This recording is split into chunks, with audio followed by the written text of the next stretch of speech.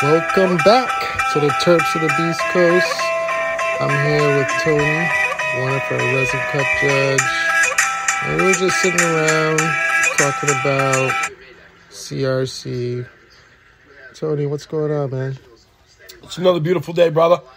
We were just sitting around and hashing it up, so to speak, right? And, we were discussing CRC tech. The good, the bad, the ugly. Yeah, man. And for those who don't know what CRC tech is, would you care to enlighten us? CRC tech is basically it's a filter used in most hydrocarbon facilities. Most hydrocarbon machines, most extraction machines, they've now come up with a clay filter that basically goes in and it's like a last resort cleaning filter for anything that could be left behind, any residual, for removing it.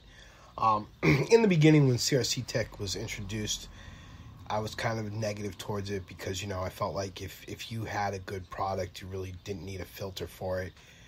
But in the hydrocarbon standard and sense, we started to discuss how marijuana has become much like when you go to a supermarket and you cherry pick through fruits and vegetables for the perfect piece because you don't want anything with a blemish. Well, that being said, the way cannabis is being processed and overgrown so fast, you have material that gets stored for a while, and even in storing, the heads degrade and amber over time.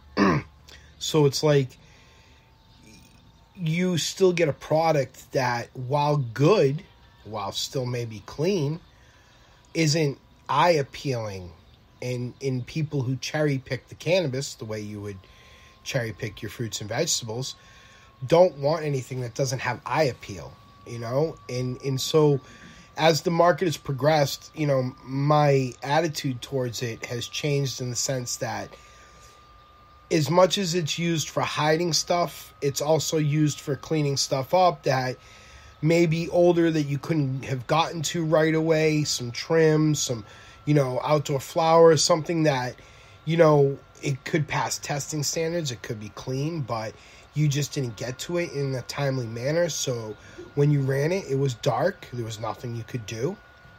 And why take a material that's potentially still good because it's dark, and unappealing to everyone because it's dark, and not give it a chance to be smoked, sorry.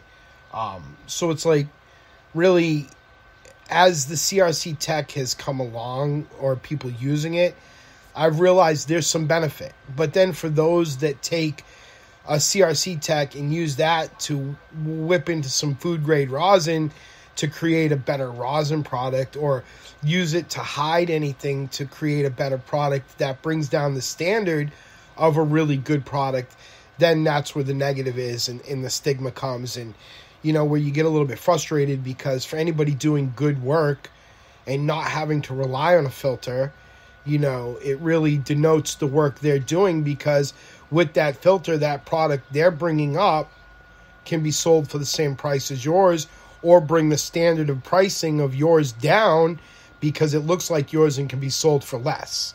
So there's benefits, there's positives, there's negatives. It depends on how you look at it. Me, myself, as a strict hash maker, I don't really run hydrocarbon, so I don't really deal with this issue. But for those that do run the hydrocarbon, and for most companies that hydrocarbons become the standard, whether it's CO2 or a propane hexane mix, whatever it is, your blend you're using, it's become the standard now to use that filter to clean anything up. Also to remove fats, lipids, any extra excess, residual that may not have come out.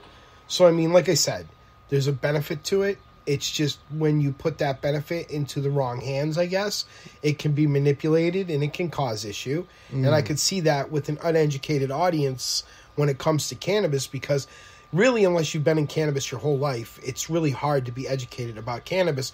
It's hard to just pick up an article and read about cannabis and understand cannabis. You know what I mean? You really have to delve into it. It's like anything, really. If you've played with it your whole life, you're going to have a little bit more of an understanding. And if you're just looking at what you're shown in the social media, the norm today, you may not be as educated. So when you see something, you may not understand the difference between a CRC shatter and a regular shatter, a CRC live resin, a regular live resin, or a regular rosin, or a live rosin, or a dark rosin, a light rosin. Today everything preached is color and manipulation and what's good and what the standard is. But really, for most hash makers love a full spectrum hash. And as we know, a full spectrum hash will never come out light. I mean, it can, absolutely, but not every time, because not all of us run a full spectrum. If you ever notice, most things are sold. It's this U to this U, or that U to this U. You know what I mean? Leaving out what's a little dirtier, a little heavier, a little nastier, a little less eye appealing, and that becomes a food grade, less of a smoking grade. You know what I mean? But we've also been able to be blessed in a world today where hash is elevated to a standard to where you can segregate a food grade into a smokable grade. Back in my day, if you had hash, it was a black chunk of Moroccan, and you were just happy to have it, and a little slice of that in your bowl, and you know what I mean, like you were in heaven. So it's good to see that the standard is developed because the market is developed, because the people's appetites for it have developed, because the laws have laxed on it and allowed us to be a little more out of our gross closet, so to speak. So here's my understanding with this CRC tech is when it comes to resin ranching and, the end user goes in and he sees the label, isn't it misleading to say that you're actually, having hash when it's not really hash, when it's a hydrocarbon? I mean, I've never seen it in a dispensary or a store yet. I would hate to see that, but unfortunately, I have seen it in the private market. You have people out there, it's like this. Used car salesman's going to tell you that it's the best car on the planet and it's going to run and last forever. Give him his money and let you go. A new car salesman's going to tell you it's a great car, it's going to run forever. Give him his money and go. At the end of the day, it depends on the salesman, right? If you have a guy who is prideful in what he's selling and smoking, chances are, he's not going to give you something like that. But if you have somebody out there who is just looking to profit, where, like alcohol or like lottery or like casinos, you're going to have unsavory people because money attracts unsavory characters because everyone wants money. And unfortunately, that's where I was talking about with the education in cannabis. It can be tough, and that's just why you really want to educate yourself, because there are people out there who are going to take a CRC tech that's white and chalky and looks like a rosin and can be misled to be a rosin when it's not, and sold as a rosin, and people who, unless you're willing to take it to a facility and have it tested so that you can see the test results and have it come back and show you that there's some type of residual sense, from a hydrocarbon. It's, again, one of those things that unless you're in the industry, unless you work with it every day, you're not going to know, you know what I mean? You can be misled. And unfortunately, with a product like that, there's people out there who see the opportunity and will take advantage, because really any hydrocarbon that has been run for CRC should obviously be down in the $10 to $20 to $15 range, because that's where that product belongs. But because of the look of the product and what you can do with terps, you can take that product and make it a $40, $50 a gram. And now if people can get your gram that's really worth 20 for 40, and your gram for 40 looks as good as Bob's gram for 60, who really did the work and is putting out first run terps, you know what I mean? That's where it gets to be, oh man, that kind of sucks. But again, it goes down to the education of the public, the education and the knowledge of the product and the user and the consumer. And like anything, there's always going to be people out there that take advantage of uneducated. You know what I mean? They're just, if you don't, you know what I mean? It's like the guy in the alleyway selling watches. It's like the flea market you go to, and every table that you set up at, there's always going to be a guy who's selling a product that we all know isn't good, but yet it's his trap. It's what he's doing to get ahead. And, you know, until somebody comes along and is willing to push that standard out and say, yo, it shouldn't happen. And until all these little weed flea markets are willing to, you know, keep those type of people out, the product's always going to be there, and there's always going to be somebody allowed to sell it. Great information, man. Thanks, T. But let's give the people an opportunity to figure it out themselves. What are maybe two little tips you can give someone to kind of say, how can I test this at home? Can I just sit it out at room temperature? Maybe something will happen at that. Is it possible to notice it when I dab it? Or what are the telltale signs? See, it's really hard. With CRC Tech, you'll be able to decipher because the terps will evaporate from it, leave it really quickly. And because it's been remediated, it'll become very chalky really fast. But at the same time, this is where when you do a dry hash run and you have a hash that washes very dry, it will also do the same thing. And so that's where now a very educated person can manipulate somebody, because if you take the two and whip them together over time, which it would take time for you to realize the difference in the product, unless you were really exposed to the product every day and worked with the product on a continual basis so that you understood the terps, what was real, what wasn't, what's, you know, something smells like when it's been reintroduced, that smell that the remediation puts off, which no matter how much you try to, you know, whip it, introduce something else to it and hide it, it's really there. It's apparent. Like I said, unless you're exposed to that on a continuum, it's hard to tell somebody, look for these signs, because really most people when they buy a gram are there for instant gratification. They're buying the gram simply because, you know what I mean, it's their purchase of the time and it's what they want. Most true hash makers will have a jar that they keep for themselves that always is and always will be, and everything that goes out. And anybody who's dealing with good hash that is like a heady fanboy will buy an ounce at a time in the flavor because they know it's worth it to have. They'll have multiple ounces that'll last them, so they'll have a flavor grade to be able to dab different things, but to still have that high-end ounce because they want it for their head, but they want to be able to share it with people. Right. The typical gram buyer, your everyday user, the gram is usually there for maybe 3 to 5 days at most. You know what I mean? And so that being said, because the consuming of the gram is rather rapid, you know, you don't really see those things. So therefore, as long as you open it up and it looks good and smells good and it burns well on your nail and it isn't too rough on your lung, you know, chances are you're going to buy it again, especially if it's at a price that fits your budget. Because you have to understand, too, in the world of hash, it's like anything. If it fits your budget, you're going to buy it. If you feel safe and comfortable with it, you're going to buy it. So for somebody to come along and say, well, my hash is better for this reason, it makes people skeptical for the simple fact that I've already got this and I'm already paying this for this, so why would I pay more for something that, to me, looks and smells the same? So really, like I said, all cars are the same. They all have an engine. They all have a key. Turn your key. The engine starts. You drive them. They all have 4 tires. They all run on gas or maybe electric. But at the end of the day, a Mercedes is not a Toyota, okay? And a Lexus isn't even a Toyota. You know, a Ferrari isn't even a Mercedes.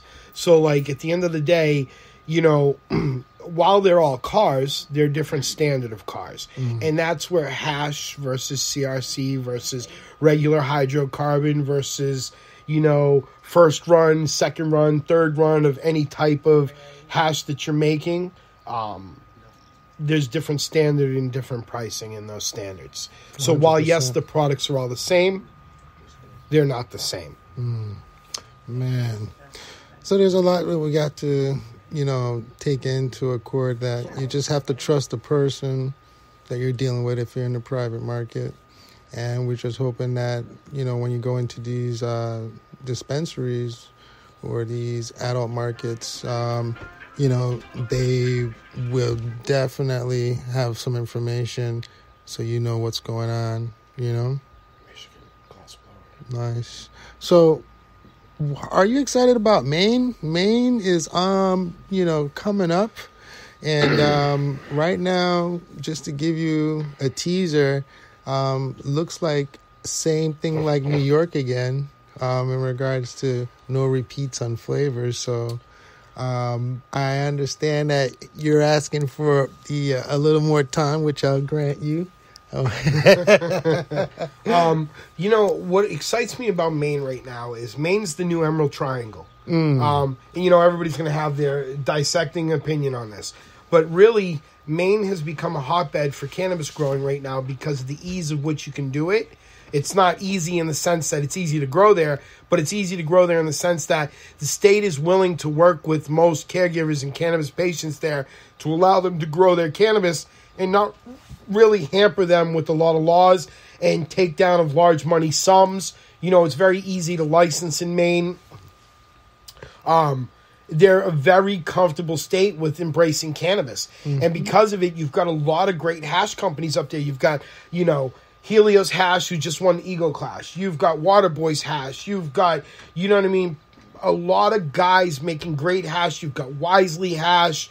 You've got a great plethora of hash companies and hash choices coming out of Maine right now with access to cuts and flavors that most of the country doesn't have, and because we're a hotbed of cannabis here in New England and we like to travel, we've really been able to go around and bring the best of the best back here to ourselves and really play with it ourselves and take hashing to a new level. I'm one of those East Coasters that's old school. To me, I go back to talking about Strawberry Fields as a Vermont strain, Sour D is a New York strain, Chem Dog is a Massachusetts strain. Like, all your great strains are New England-based, East Coast-based, your Agent Orange and your OGs and there's certain buds from that West Coast that, will have their standout. But, everything that was brought to the West came from the best of the Dutch in the East, breeding and going crazy because cannabis has always been a part of New England and New York culture. It just really has. 100%. So seeing Maine come online the way that it has, seeing the access to the great plethora of choices of hash companies and companies up there in Maine right now producing hash for all of us to consume and enjoy is a great thing. It's a beautiful thing because it harkens me back to the early days of the late 90s and early 2000s in California when, because the Emerald Triangle was what it was, because you had the large, vast area of growing, the forgivingness with which you could do, it was guerrilla growing and guerrilla farming. You weren't out in the open like today, but even still, it was where you went if you wanted to be able to do things on a large platform and really get access to a lot of old school cuts and strains that had been cultivated for a long time up in that area. So to see the shift and to see it happening on the East Coast of Maine and close to my heart here in New England, because I'm from Mass, is just, it's incredible. It's awesome. But most importantly, being a judge for your Resin Cup is also exciting because, like last time, it was 12 different choices and we got to sit through and enjoy them, and I was a drooling fool by the end because we did it so quickly, while adeptly, still quickly, and I was quite stoned. So this time I've asked that we take a little more time so that I can actually enjoy the terps in a sense of understanding what the hell I'm smoking, because by 12, I don't even know if I was smoking anymore. I think I was just putting the rig to my mouth and pretending like I was. No, I'm just kidding. But at the end of the day, I had gone back a few days later on the kit, and I had smelled through a few of them, and I missed a grape that I was like, wow, I'm surprised I missed this. But I realized that the number it was because I was so high at that point, that really, even being a connoisseur of good terps and judging as many competitions as I have, you get to a point that when you're stoned, you can't really give something its full attention. And so I kind of really, like, for me, realized that, wow, I missed out on a terp here that I probably would have scored a little better, had I not been out of my mind and realized how strong it was. So this time I've asked that we take less of the Dabadoo approach, or I would say the squash off approach, and a little more of the High Times approach, where High Times would give us a week and we would sit with the hash and be able to go back to it a second time and say, oh man, before we really scored it and said what we needed to, So I understand the platforms in which everybody's doing it today, because really in the last couple of years we've been, locked off from each other, and everything's been of speed and in essence and time. But now where we're coming back to, I can't really say back to, because I don't think the world will ever go back to normal, but a slower time of things, we can really enjoy the hash and take our time with it so that we can give the proper scores and really, give them, the people that put their work in, the effort they deserve, for the effort they gave us. 100%. I understand the demand. And with that said, what I want to talk about is, what is your favorite wash right now? Okay, so there's no such thing as a favorite wash because I'm old. So this is what I'll say. If you ask anybody washing today, they're going to tell you it's, papaya, GMO, because those are the ones that have the most return. And really, if you're washing for a return. So hash strains right now that give you your best returns are pretty much those strains. And right now, a lot of the hash companies are on the hunt to create new strains that will hash really well so that, we can move on to other flavors. That's the big gold rush right now. Washing any strain, particularly for me, it depends on the strain simply because the way it smells when it washes. So I really like to wash strains that really are pleasing to my nose. And that sounds odd because really, who gives a shit? You just really want to wash something that's going to give you a return. But like we were washing the other day, we were washing the sour apple, and the sour apple's not going to give you that amazing return. But when you wash it, it makes the room this skunky apple that just, like, I could sit in it all day. You know what I mean? So if you ask me what my favorite thing to wash is, my favorite washes are the ones that have such a nose appeal to them that I can just sit in them. May not be the return as much as the nose appeal during the wash. Because there's some that, like the GMO has a great return, but the room just, it's a smell that once you, and it also depends on the GMO you're washing. If it's been the full run and it's gone the full time versus, something that's been cut a little shorter, so it's a little sweeter because it's cut a little shorter. Because with GMO, if you go the full term, you get that nasty stank breath GMO. If you cut it a little shorter, you get that sweet note on the back end. So that's why when I taste a lot of GMOs, I'm like, oh man, the differential within your GMO versus this guy's GMO. But really, it's the cultivating and the time of the cultivation of the plant. And so there's certain hashes that while they return really well, and I guess because papaya has been washed so many times, it's one of those things where when you do something so many times, even though it returns really well and you've got it down to a science and you're going to get this amount of, dollars and cents from this, and you're always going to have this amount to smoke because it's going to give you this amount and leave you in a place that's comfortable, that's awesome. But it also becomes repetitious, and repetitious becomes boring. So right now, really, stuff that has a nose appeal for me when I'm in the room a long time, especially sitting in a cold room all day, really is more fun. Stuff that gives you your return is stuff that's going to give you your return and make you your money, and it has to be done, and that's just a part of the process of doing what you do. Right on. So, if anyone who's listening as a competitor, what kind of encouragement would you give them when it comes to submitting an entry? Everybody's afraid. You know what I mean? You're always afraid. You're always afraid. But there's two types of fear, right? There's the type of fear of I'm afraid of putting it out there and not hearing what I want to hear back.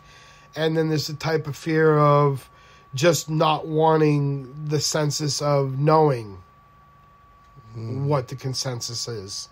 So for me, I would say to all competitors, don't be afraid.